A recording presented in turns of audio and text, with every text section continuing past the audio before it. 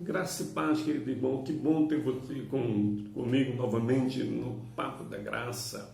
A palavra de Deus, ela é clara quando fala que Deus nos agraciou com todas as bênçãos espirituais na região celeste em Cristo Jesus.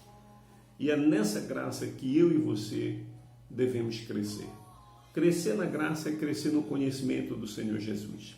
A Bíblia diz lá em Efésios, no capítulo 2, que o Senhor nos salvou pela graça. Eu quero ler o texto bíblico para você, talvez você conheça, mas para lembrar. Diz assim mesmo: todavia, Deus, que é rico em misericórdia, pelo grande amor com que nos amou, deu-nos vida com Cristo, quando ainda estávamos mortos em transgressões.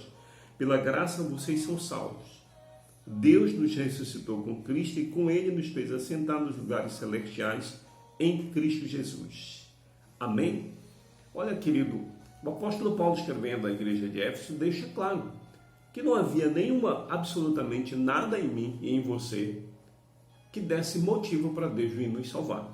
Nós não conseguimos atrair Deus pela nossa bondade ou pela nossa pessoa. Nós somos chamados pela graça. O que significa isso? Que eu não merecia, nem você, mas que nós precisamos disso. Graça é um favor de Deus. Você já ouviu falar disso? Que é um favor imerecido da parte de Deus. Essa graça vem para nos encher, para nos abençoar e nos fortalecer. A Bíblia diz que isso aconteceu porque Deus é rico em misericórdia. Não falha a misericórdia. Diz que Deus, que é rico em misericórdia, em amor, por causa disso, da sua riqueza, da sua bondade, da sua misericórdia, eu e você fomos alcançados. Nossa situação era de morte. O texto diz que nós estávamos mortos nos nossos delitos, nos nossos pecados. Ou seja, morto não atrai absolutamente ninguém, mas foi pela graça, mesmo eu estando morto, mesmo eu estando nas minhas transgressões, o texto diz: pela graça sois salvos, por meio da fé. Isto não vem de vós, é dom de Deus. Então a palavra de Deus diz que não há mérito pessoal na minha vida. Não foi a minha vida, não foi a minha pessoa que atraiu ele, mas é a sua riqueza, a sua misericórdia, a sua graça que fez com que ele olhasse para mim, me amasse e viesse me salvar das minhas transgressões, para mostrar a sua riqueza, a sua grandeza futuramente para as pessoas. E eu e você somos quem vamos demonstrar isso agora, nesse tempo, a graça de Deus, através da nossa vida, que é pela graça que eu sou salvo. A palavra de Deus diz claramente, meu querido irmão, que não há bondade no homem, não há um bom, não há um homem justo sequer, ou seja, é graça pura. Precisamos voltar a uma igreja cristocêntrica. Você sabe que com todos esses acontecimentos, uma das coisas que tem acontecido de forma positiva na igreja é que a igreja, de modo geral, todas as mensagens que eu tenho visto na internet, os posts, eu tenho visto que a igreja está voltando a ser cristocêntrica. Fazia muito tempo que eu não via nenhuma mensagem acerca do fim, da volta de Cristo, que Cristo é o caminho. A maioria das mensagens girava em torno do homem, para o homem e pelo homem, né? Abençoar, sarar, prosperar. Eu não estou dizendo que essas mensagens são erradas, mas o que eu quero dizer é que às vezes se canta muito mais para atender os anseios do homem do que para glorificar o Senhor. E o texto deixa claro, meu amado irmão, que Cristo nos fez assentar na região celeste em Cristo. Ou melhor, Deus nos fez assentar na região celeste em Cristo Jesus.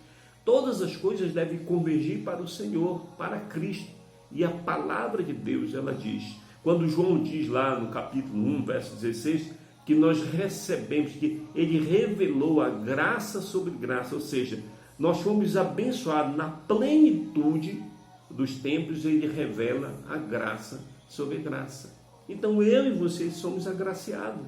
Nós vivemos pela graça. E por que agora eu quero andar, meu amado irmão, por outro motivo? Muitas vezes eu quero me assegurar da minha religiosidade ou na minha bondade. A vida cristã continua sendo pela graça. O apóstolo Paulo, um dos maiores apóstolos, chamado pelo Senhor Jesus, dos 27 livros do Novo Testamento, 13 são atribuídos à autoria paulina. E o texto diz que ele, sendo chamado, cheio de talento, cheio de capacidade, trouxe o evangelho até nós, aos gentios. E no momento de luta, do espinho na carne dele, ele diz, pede socorro ao Senhor. E o Senhor diz para ele: a minha graça te basta. A minha graça te basta. O meu poder se aperfeiçoa na sua fraqueza. Querido irmão, a graça do Senhor te é suficiente. A graça do Senhor te basta. Às vezes nós não queremos acentuar a graça e alguns pregadores ficam com medo, alguns pastores, de ensinar a graça absoluta, tão somente depender da graça, inclusive a minha santidade, com medo de fazer com que as pessoas façam dessa graça barata. Eu nunca vi, na pós-modernidade, meu amado irmão, tanto se barateou a graça. As pessoas falam muito mais em bens do que em eternidade.